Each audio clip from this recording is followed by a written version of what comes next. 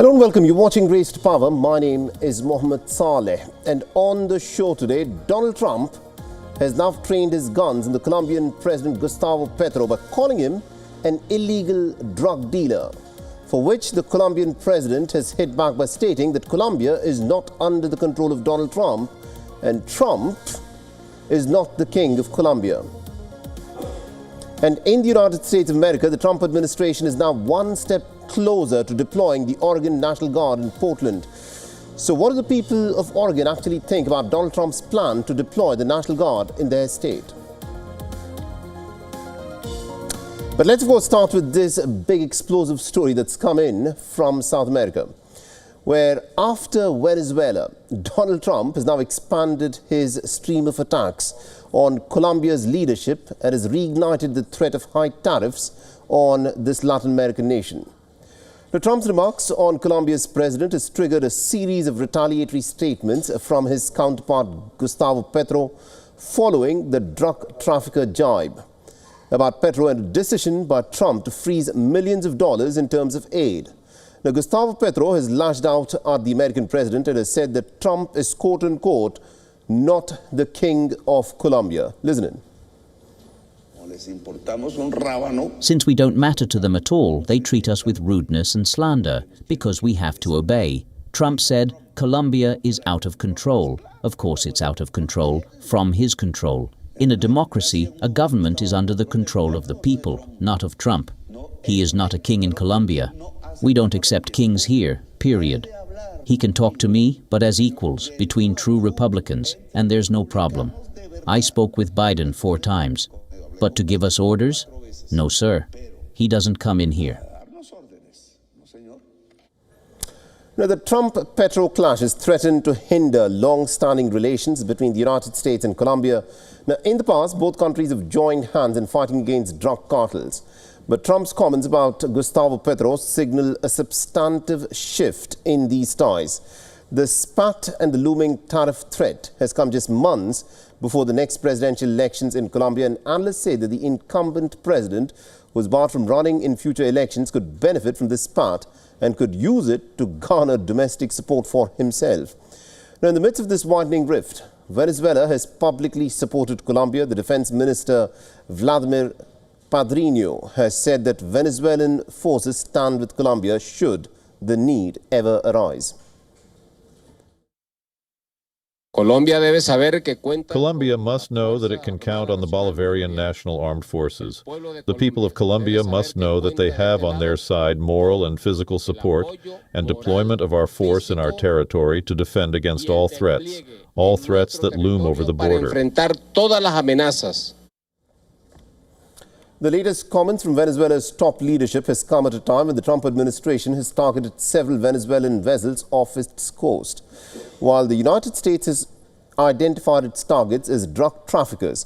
Venezuela's President Nicolas Maduro has slammed the American military for its aggression in the Caribbean waters.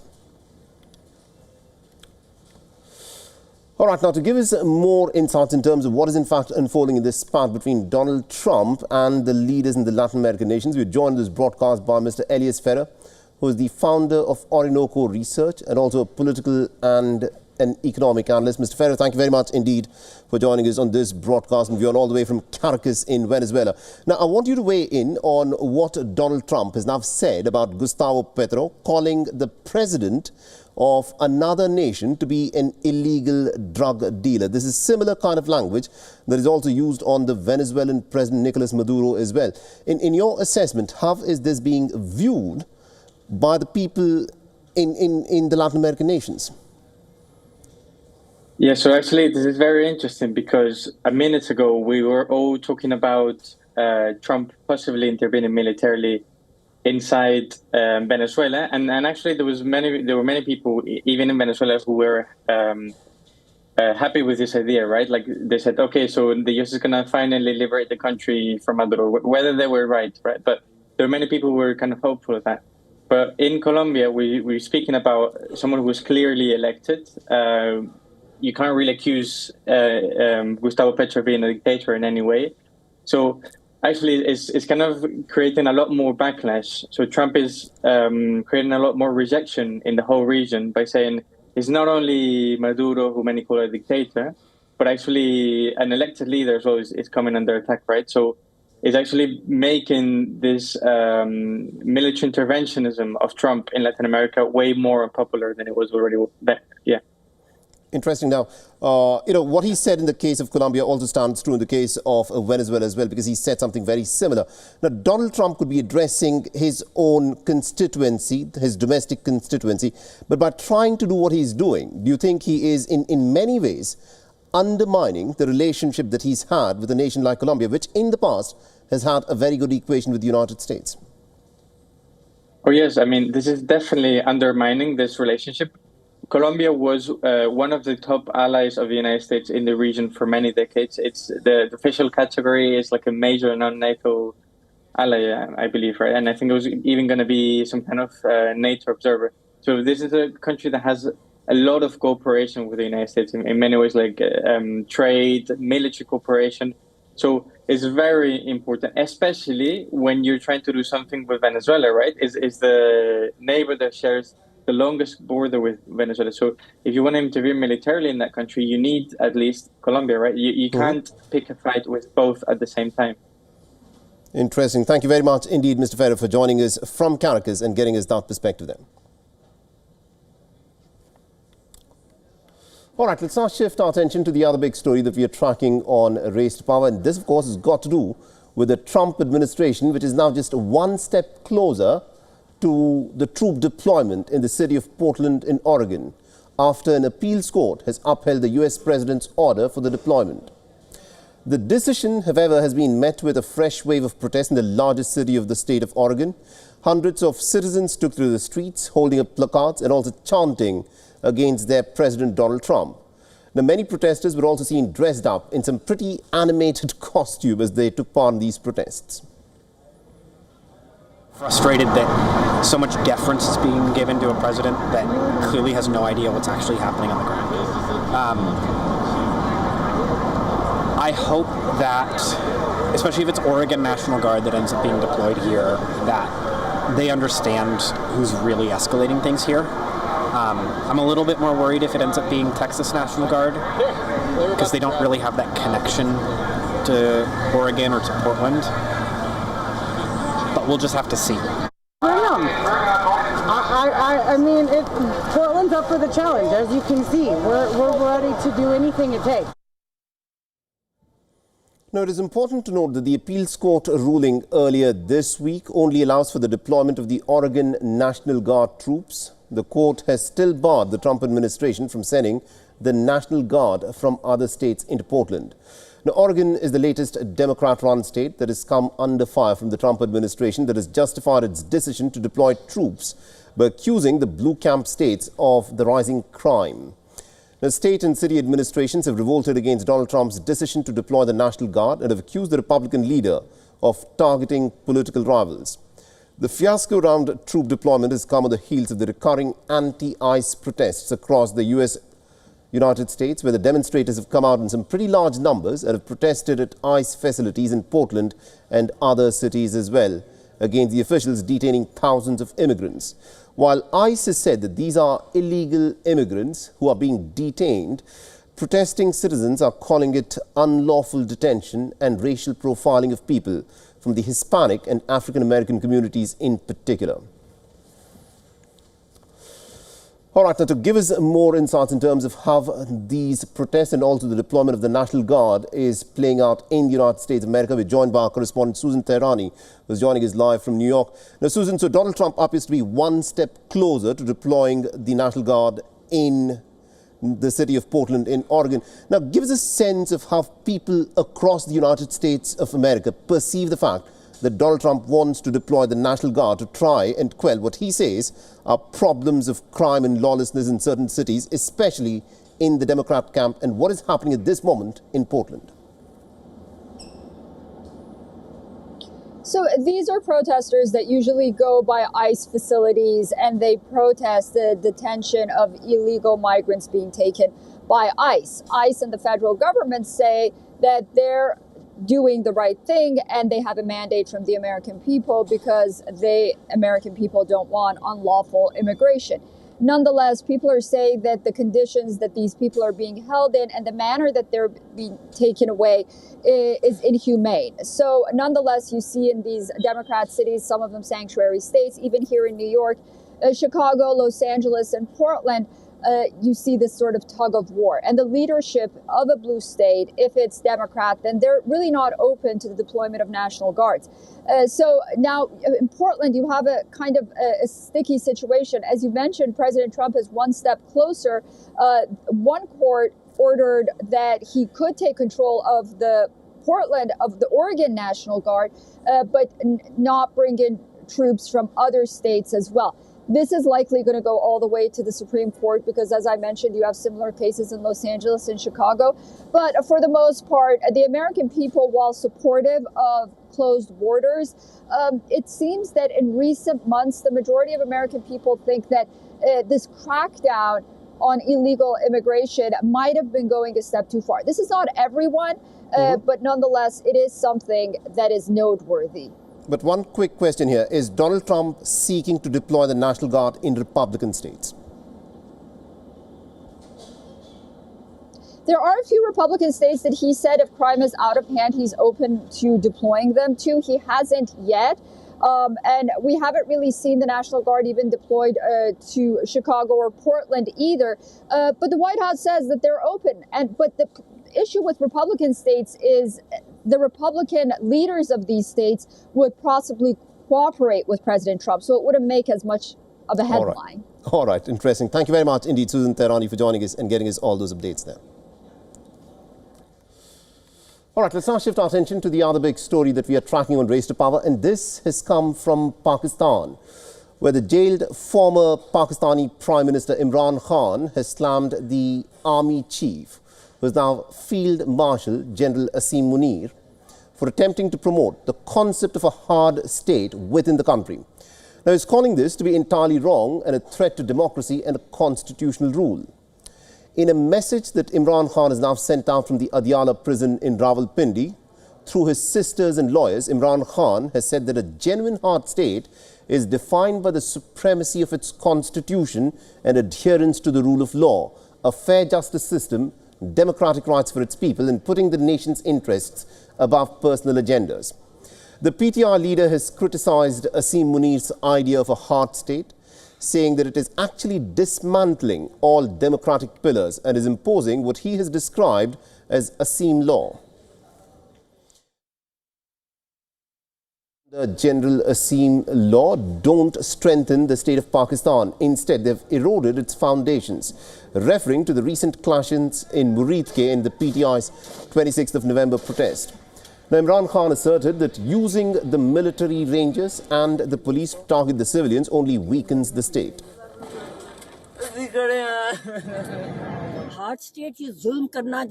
Imran Khan has made it clear that the concept of a hard state, as described by General Asim Munir, is fundamentally flawed. He has strongly stated that the nation does not become strong by the use of force through bullets, the army, rangers or police. In fact, such actions only weaken the state. Imran Khan believes that true strength comes not from oppression, but from the establishment of the rule of law. Now, Imran Khan's criticism has come in reaction to General Asim Munir's earlier comments, in which he emphasized the need to transform Pakistan into a hard state, describing the fight against militancy as a battle for the country's survival.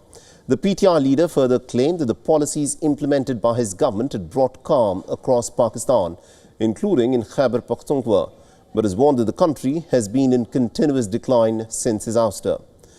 Now, Imran Khan also expressed concerns over the border tensions with Afghanistan, saying that hatred and confrontation serve no one's interest. He stressed that a lasting solution to terrorism cannot be achieved through force, but through policies formulated by the true representatives of the people.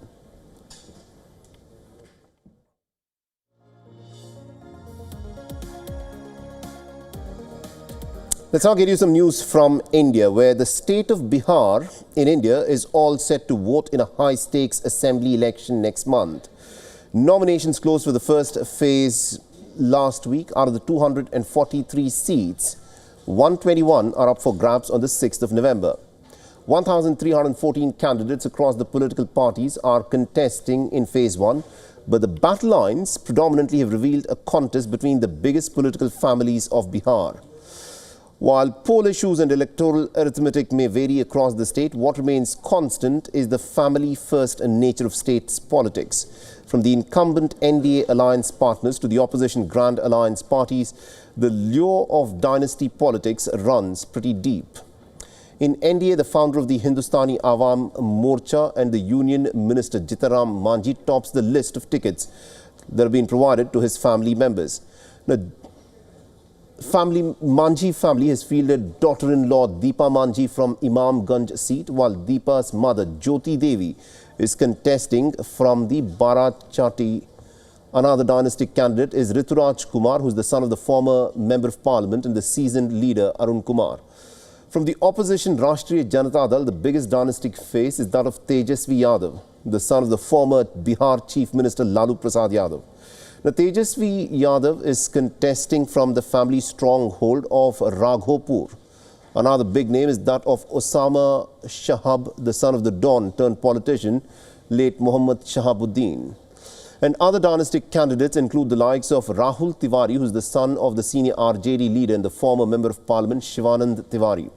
Similarly, the ruling JDU's list of candidates is no different from its rivals. The party has also fielded strongman Anant Singh, the husband of the sitting MLA Neelam Devi. While the former Member of Parliament Anand Mohan's son Chetan Anand has also been given a ticket from Nabinagar. The Bharatiya Janata Party, which remains pretty vocal on dynastic politics, fares no different. Its biggest dynastic face is that of the Deputy Chief Minister Samrat Chaudhary, who is the son of the former Member of Parliament Shakuni Chaudhary. He is contesting an election after a gap of 15 years from the Tarapur Assembly seat.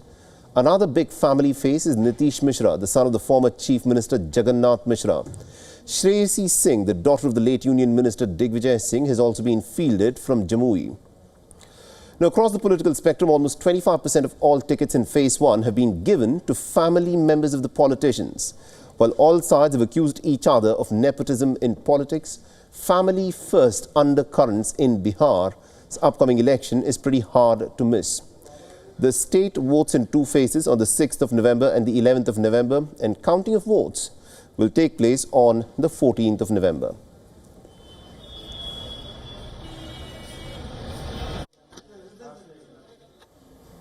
Let's now shift our attention to France, where France's former President Nicolas Sarkozy begins his 5-year prison sentence for conspiring to raise campaign funds from Libya.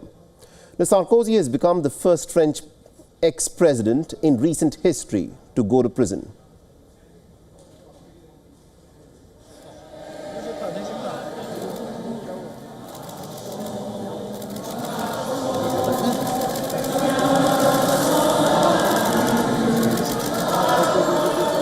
The former Conservative president was seen leaving his home for the car journey to the prison, walking hand in hand with his wife, Carla Bruni, and cheered by a crowd of supporters chanting his name and singing the La Marseillaise national anthem.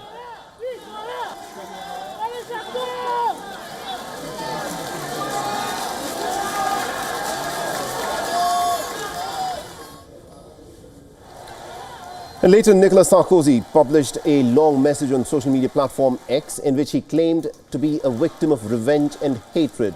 Now, Sarkozy's conviction has come after years of legal battles over allegations that his 2007 campaign had taken millions in cash from Libya's ousted leader, Muammar Gaddafi.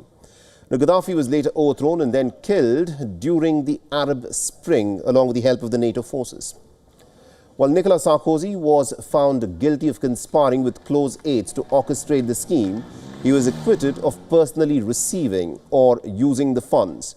He has consistently denied any wrongdoing and has called the case to be politically motivated. Nicolas Sarkozy, who was convicted and then sentenced last month, is the first former French leader to be jailed since the Nazi collaborator Marshal Philippe Pétain after the Second World War. Now, Sarkozy's lawyers have said that they filed a request for early release pending his appeals trial and that they expect this request to be reviewed in about a month. Au moment où nous parlons, la demande de mise en He will be there for a minimum of 3 weeks or a month, since the Court of Appeal has 2 months to rule on a request for release, and the average time at the Paris Court of Appeal is 1 month. In any case, even if nothing justifies this detention, he will be there for a month. on pourrait craindre qu'il se présente.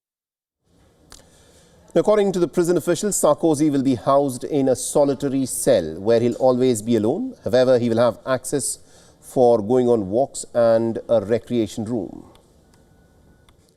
Il sera donc sous un régime spécial. He will be under a specific regime, an isolation regime, like other prisoners of these quarters, like around 100 other prisoners in France.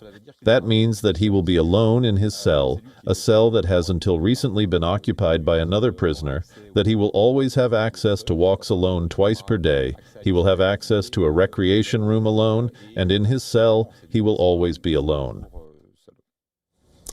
A major scandal has erupted in Tehran after a video from Rear Admiral Ali Shamkhani's daughter's wedding from April last year was leaked online. The video shows Shamkhani escorting his daughter down the aisle, who is wearing a strapless low-cut dress.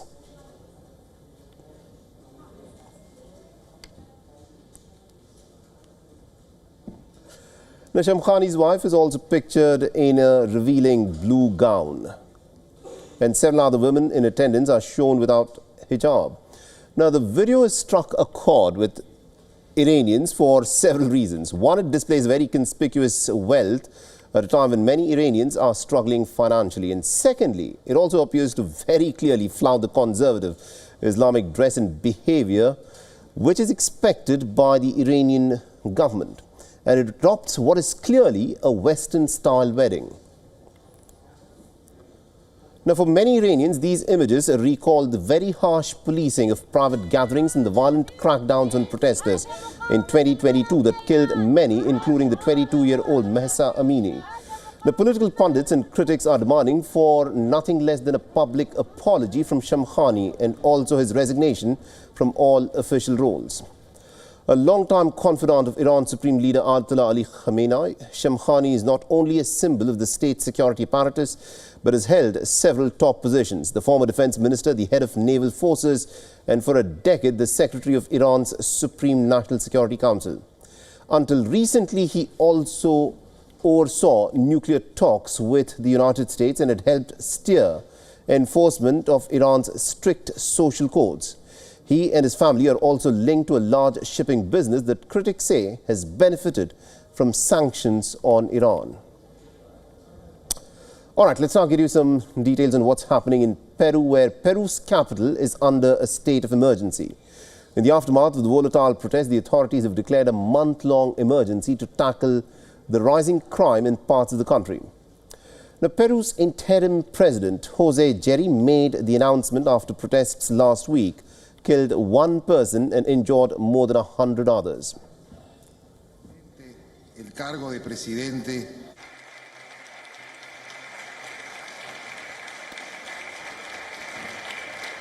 Compatriotas. Fellow citizens, crime has grown excessively in recent years, causing enormous pain to thousands of families and also harming the country's progress. But this is over. Today, we begin to change history in the fight against insecurity in Peru. The state of emergency, approved by the Council of Ministers, comes into effect at midnight and for 30 days in metropolitan Lima and Callao, and presents a new approach.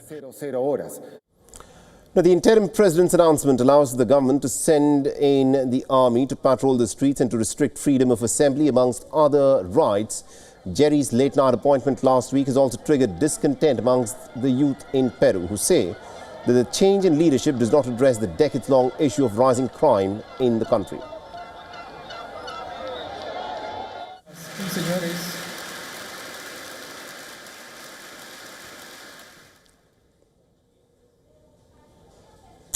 Some pretty tense scenes unfolded outside of the Serbian parliament in Belgrade early on Wednesday after gunfire rang out near a large tent that was set up by President Alexander Vucic's supporters.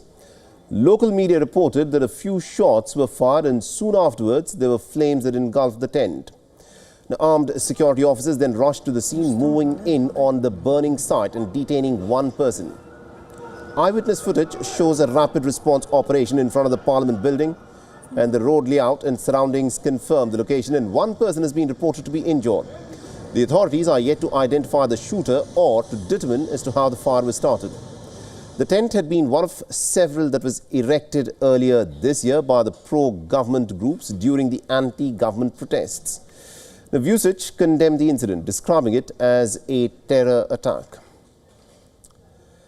Now, investigations are underway even as political tensions in the region remain pretty high.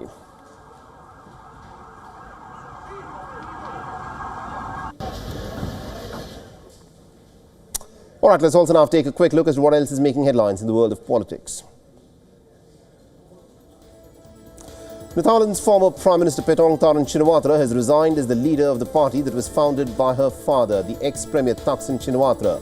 The Pheu Thai party announced Paetongtarn's resignation in a statement earlier in the day, quoting her as saying that the move would allow the party to undergo a complete overhaul. 39-year-old Paetongtarn had served less than a year as Thailand's Prime Minister before being sacked by a court in August over an ethics breach related to her handling of a border dispute with Cambodia.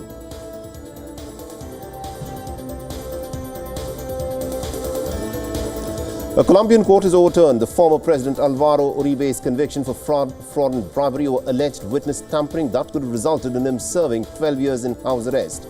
Now, Uribe, who had governed Colombia from 2022 till was found guilty in August of asking the paramilitary members to lie about alleged links to him. Now, Uribe's conviction had marked the first time in Colombia's history that a former president was convicted of crime and was sentenced.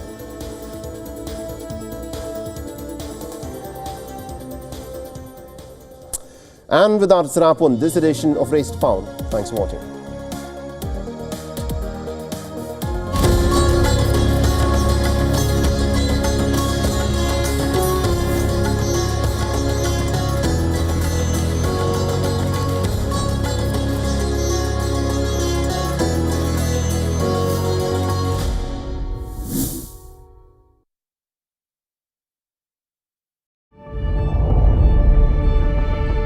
The Earth is sending distress signals.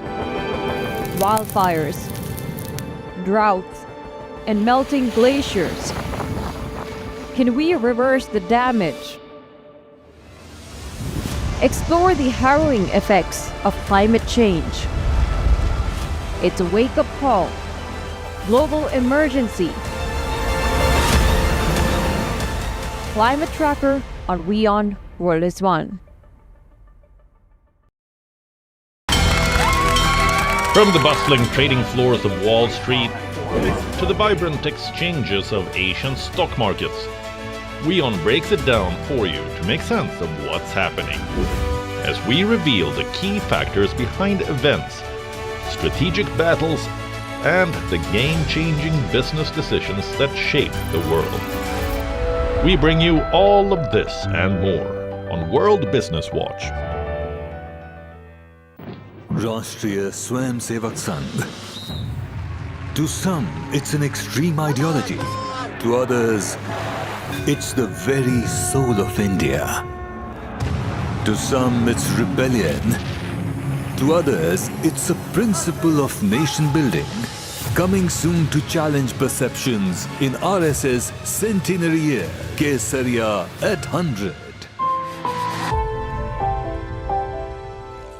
WION, India's global voice, the channel that brings you the biggest stories from across the world through India's lens. Now available in more than 190 countries worldwide, because we believe that the world is one. Watch us in Africa, Europe, USA and Canada, South America, Asia Pacific, Middle East and North African regions. Also available on these digital platforms across the world. WION, World is One.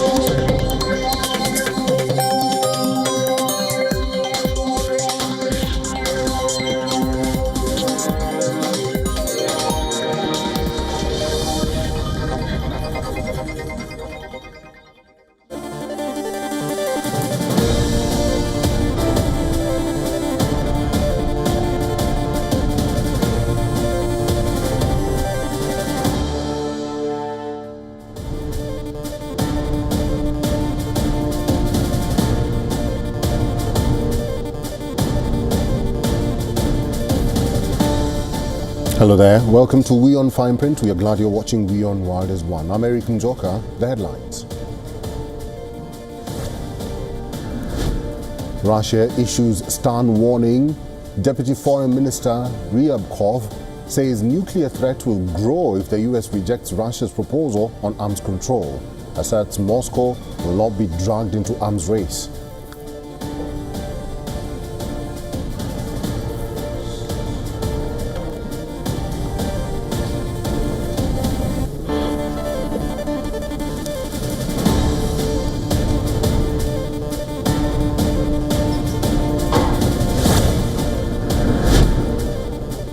Chaos unfolds in Kharkiv after a Russian drone struck a kindergarten in the city. Ukraine says 48 children have been evacuated and taken to a safe location.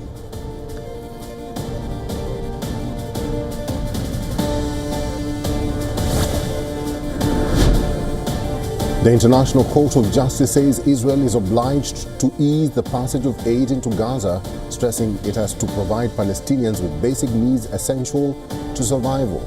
Israel calls it an attempt to increase political pressure.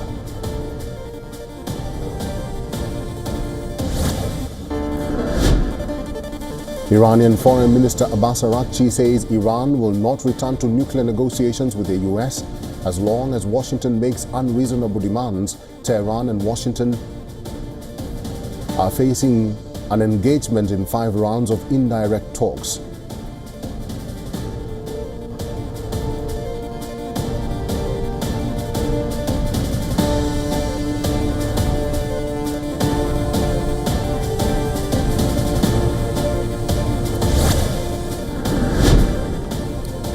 One person has been detained and another has been injured after a shooting and a fire broke out outside of Serbia's parliament building in Belgrade. Serbian President Aleksandar Vučić calls it a terrorist act.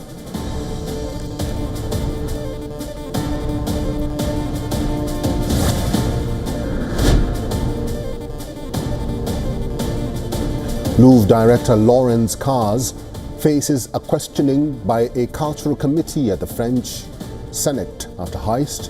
This amid questions over the security provisions at the world's most visited museum.